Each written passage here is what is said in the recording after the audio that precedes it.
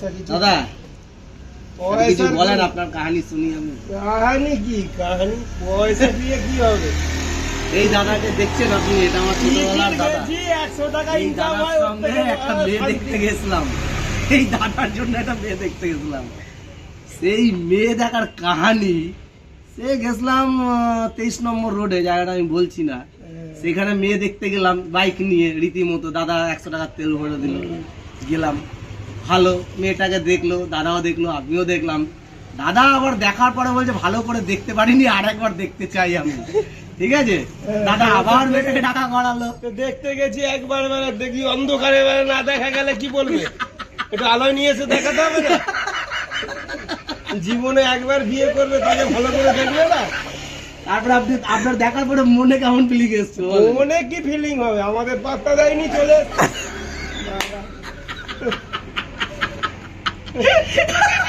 পাত্তা দেয়নি, কি হয়?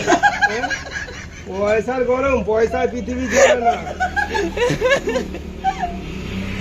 পাত্তা দেয়নি, পয়সা মুচি মাত্রই কামায়, পয়সার কোনো পাত্তা দাম দেয়নি নেই। বলছে তো, হ্যাঁ? তো বলছে পাত্তা দেয়নি।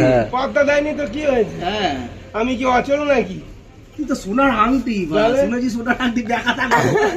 সোনার আংটি না, আমি চামড়ারই আংটি। সোনার আংটি কেন হতে যাবে? না কি হয়েছে কেসটা? সোনা পাত্তা দেয়নি।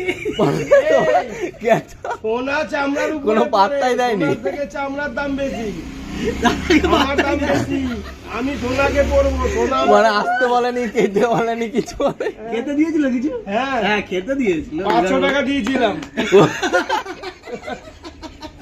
হ্যাঁ, দেখতে গিয়ে 500 টাকা দিয়েছি।